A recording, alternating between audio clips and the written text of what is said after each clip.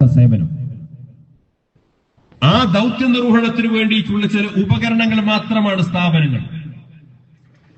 ആ ദൗത്യ നിർവഹണത്തിന് വേണ്ടി രൂപീകരിച്ച ഉപകരണങ്ങൾ മാത്രമാണ് സ്ഥാപനങ്ങൾ. നിങ്ങളുടെ നാട്ടിൽ ഒരു 10 or 100 മുസ്ലിം വീടുകളുള്ള ഒരു പ്രദേശത്ത് അവിടെയുള്ള കുട്ടികൾക്ക് സ്വതന്ത്രമായ, സ്വസ്ഥമായ, സമാധാനപരമായ മദ്രസ പഠനത്തിന് വേണ്ടി ഒരു മദ്രസ ആരംഭിക്കണമെന്ന് തീരുമാനിക്കുന്ന ആരാണ്? നാട്ടുകാർ കൂടി തീരുമാനിക്കുന്നതാണ്. ഒരുപക്ഷെ കൂട്ടത്തിൽ സാമ്പത്തിക ശേഷിയുള്ള ആൾ ഒരു 10 സെന്റ് സ്ഥലം വഖഫ് ചെയ്യും മദ്രസക്ക്. അല്ലെങ്കിൽ നാട്ടുകാർ പിരിച്ചെടുത്തുകൊണ്ട് 10 സെന്റ് സ്ഥലം വിലക്കെടുക്കും. എന്നിട്ട് അവിടെ സംഭാവന പിരിച്ചുകൊണ്ട് കെട്ടിടം നിർമ്മിക്കും. ആ കെട്ടിട നിർമ്മാണം പൂർത്തീകരിച്ചുകൊണ്ട് മദ്രസയുടെ പ്രവർത്തനങ്ങൾക്ക് തുടക്കം കുറിക്കാൻ സമയമായി കഴിഞ്ഞാൽ നാട്ടുകാർ സ്വന്തമായി കൂടി തീരുമാനമെടുക്കും. എന്ത് തീരുമാനമെടുക്കും? നമ്മുടെ നാട്ടിലെ മക്കൾക്ക് ദീൻ പഠിപ്പിക്കാൻ സമസ്ത കേരള ഇസ്ലാം മത വിദ്യാഭ്യാസ ബോർഡിന്റെ അംഗീകാരം വേണം. അത് സാങ്കേതികമായ അംഗീകാരമല്ല, നിയമപരമായ അംഗീകാരമല്ല, ഉടമസ്ഥാവകാശവുമായി ബന്ധപ്പെട്ട അംഗീകാരമല്ല. പരിശുദ്ധമായ ദീൻ, ആ ദീനിന്റെ യഥാർത്ഥ സ്രോതസ്സിൽ നിന്ന് ആ ദീനീ വിജ്ഞാനങ്ങൾ ആര് പഠിപ്പിക്കണമെന്ന് തീരുമാനിക്കപ്പെടേണ്ട അതിന്റെ മാനദണ്ഡമാണ്. മദ്രസകൾ നാട്ടിൽ ഒരുപാട് നടക്കുന്നുണ്ട്. മദ്രസ ബോർഡുകൾക്ക് നേതൃത്വം കൊടുക്കുന്ന ഒരുപാട് സംഘടനകളുണ്ട്. ഓരോരുത്തരും അവരവരുടെ ഇഷ്ടാനുസരണം പല മദ്രസ ബോർഡുകളുടെയും അഫിലിയേഷൻ വാങ്ങിയിട്ട് മദ്രസകൾ നടത്തുന്നുണ്ട്, കുട്ടികളെ പറഞ്ഞയക്കുന്നുണ്ട്, പരീക്ഷ നടത്തുന്നുണ്ട്. ഇതൊക്കെ നമ്മുടെ നാട്ടിൽ സർവ്വ സ്വാഭാവികമായി നടന്നുകൊണ്ടിരിക്കുന്ന കാര്യമാണ്. അതല്ല പ്രധാനം. അതിനേക്കാൾ അപ്പുറം ഒരു നാട്ടിലെ ഒരു വിഭാഗം ജനങ്ങൾ കൂടിയാലോചിച്ചുകൊണ്ട് തീരുമാനമെടുക്കുന്നു. ഞങ്ങളുടെ നാട്ടിൽ ഞങ്ങളുടെ മക്കൾ പഠിച്ചു വളരേണ്ടത് സമസ്ത കേരള ഇസ്ലാം മത വിദ്യാഭ്യാസ ബോർഡിന്റെ അംഗീകാരമുള്ള സിലബസ് അനുസരിച്ച്, പാഠപുസ്തകം അനുസരിച്ച്, അവിടുത്തെ അംഗീകാരമുള്ള മുഅല്ലിങ്ങളുടെ നേതൃത്വത്തിൽ, അവിടുത്തെ പരീക്ഷ അനുസരിച്ചുകൊണ്ട്, അവിടുത്തെ സർട്ടിഫിക്കറ്റ് വാങ്ങിയിട്ട് അങ്ങനെയാണ് എന്റെ നാട്ടിൽ പഠിച്ചു വളരേണ്ട കുട്ടികൾ. എന്റെ നാട്ടിൽ പഠിച്ചു വളരേണ്ട കുട്ടികൾ അവർ ദീനീ വിജ്ഞാനങ്ങൾക്ക് അവലംബമാക്കേണ്ടത് ഈ പണ്ഡിത നേതൃത്വം പറയുന്ന ദീനീ വിജ്ഞാനങ്ങളെയാണ്. അത് നാട്ടുകാർ കൂടി തീരുമാനിക്കുന്നതാണ്.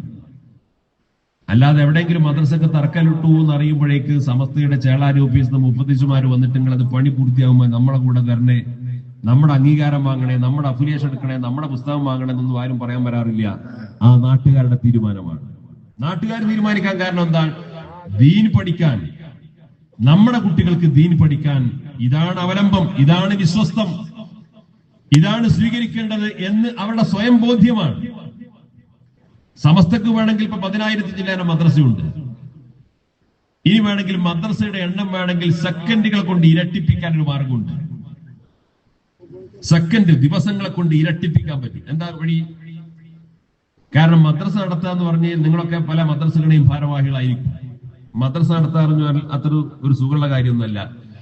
മാസത്തിൽ മുഅല്ലിങ്ങൾക്ക് ശമ്പളം കൊടുക്കണം, കറണ്ട് ബില്ലടക്കണം, ഒരുപാട് സാമ്പത്തിക ചെലവുണ്ട്. ഇത് ഗവൺമെന്റിന് ഫണ്ട് കിട്ടണില്ല.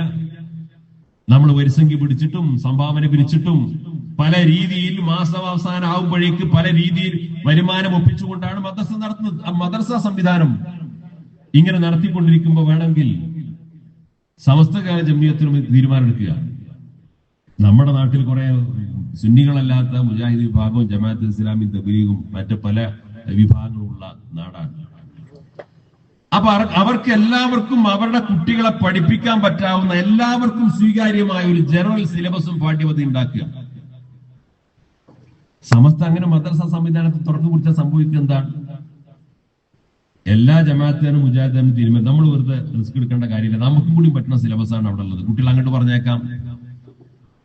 അപ്പൊ പിന്നെ മദ്രസ നിർമ്മിക്കണ ചെലവില്ല, കൊണ്ടടക്കണ ചെലവില്ല, ഒരുപാട് ഭാരം ഒഴിവാകും. നമുക്കും അവർക്കും എല്ലാവർക്കും പറ്റാവുന്ന ഒരു സിലബസ് ആണ്. അപ്പൊ അങ്ങോട്ട് പറഞ്ഞയച്ചാൽ മതി എന്ന് പറഞ്ഞാൽ, അങ്ങനെ തീരുമാനം ഉണ്ടായി കഴിഞ്ഞാൽ ദിവസങ്ങളെ കൊണ്ട് സമസ്തയുടെ കീഴിലെ മദ്രസയുടെ എണ്ണം ഇരട്ടിക്കും.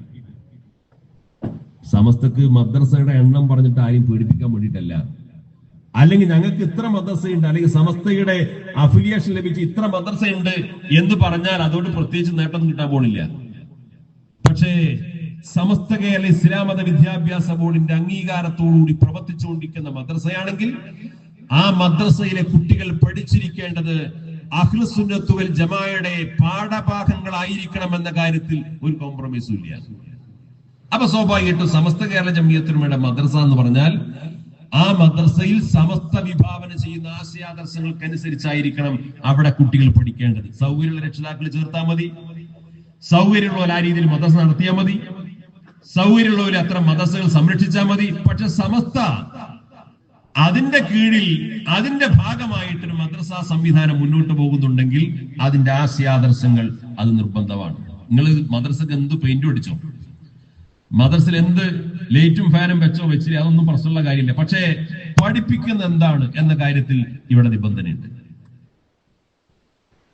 ആ കണിശമായ സമീപനത്തോടുകൂടി കേരളത്തിലെ കോടിക്കണക്കിന് മുസ്ലിങ്ങൾ പഠിച്ചു വളർന്നു വന്നതിന്റെ ഗുണഫലമാണ് ഇന്നും കേരളത്തിലെ മഹാഭൂരിപക്ഷം വരുന്ന മുസ്ലിം സമുദായം സ്വന്തം വിശ്വാസവും സംസ്കാരവും മുറുകെ പിടിച്ചുകൊണ്ട്, സഹോദര സമുദായങ്ങളെ ബഹുമാനിച്ചുകൊണ്ട്, സാമുദായിക സൗഹാർദ്ദത്തിനൊക്കെ വലിയ നിലയും വലയും കൽപ്പിച്ചുകൊണ്ട് സമാധാനപരമായി യഥാർത്ഥ മുസ്ലിങ്ങളായിട്ട് ജീവിക്കാൻ സാധിക്കുന്ന അഭിമാനകരമായ സാഹചര്യം സൃഷ്ടിക്കപ്പെട്ടത്.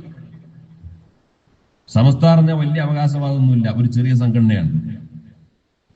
ബിദായി പ്രസ്ഥാനങ്ങളോ ജമാഅത്തെ ഇസ്ലാമി ഹിന്ദ് എന്ന ഒരു പേരിന് ദേശീയ തലത്തിൽ പ്രവർത്തിക്കുന്ന സംഘടനയാണ്. പിന്നെ പാകിസ്ഥാനിലും ബംഗ്ലാദേശിലും ഒക്കെ ജമാഅത്തെ ഇസ്ലാമി ഉണ്ട്. അപ്പൊ അവരുടെ ദീനീ ആശയങ്ങളും പാഠ്യപദ്ധതികളുമാണ് സമൂഹത്തിൽ വലിയ സ്വീകാര്യത നേടിയെങ്കിൽ എന്റെ കേരളത്തെ പോലെയുള്ള സമാനമായ സമസ്തയുടെ ഈ അംഗീകാരവും സ്വീകാര്യതയുമുള്ള അതിന് സമാനമായിട്ടൊരു ഗ്രാമത്തെ കേരളത്തിന് പുറത്ത് അവർക്ക് വലിയ വളക്കൂറുണ്ട് എന്ന് പറയപ്പെടുന്ന പ്രദേശത്ത് ഉണ്ടാക്കിയെടുക്കാൻ സാധിക്കുന്നില്ല. മുജാഹിദ് സംഘടനകൾ ഗ്രൂപ്പുകൾ പറയുന്നുണ്ടെങ്കിലും അഹ്ലെ ഹദീസ് ഒക്കെ പോലെയുള്ള സമാനമായ സലഫി ആശയക്കാരുടെ കോർഡിനേഷൻ ഇന്ത്യ രാജ്യത്തുടനീളം പ്രവർത്തിക്കുന്നുണ്ട്. പലയിടത്തും സലഫി പണ്ഡിതന്മാരും അവരുടെ മദ്രസകളും സംവിധാനവും ഉണ്ട്. എന്തേ സമസ്തയുടെ സാന്നിധ്യമുള്ള ഒരു പ്രദേശത്തിന് സമാനമായ ഒരു ഗ്രാമം അവർക്ക് കേരളത്തിന് പുറത്തുണ്ടാക്കിയെടുക്കാൻ പറ്റുന്നില്ല?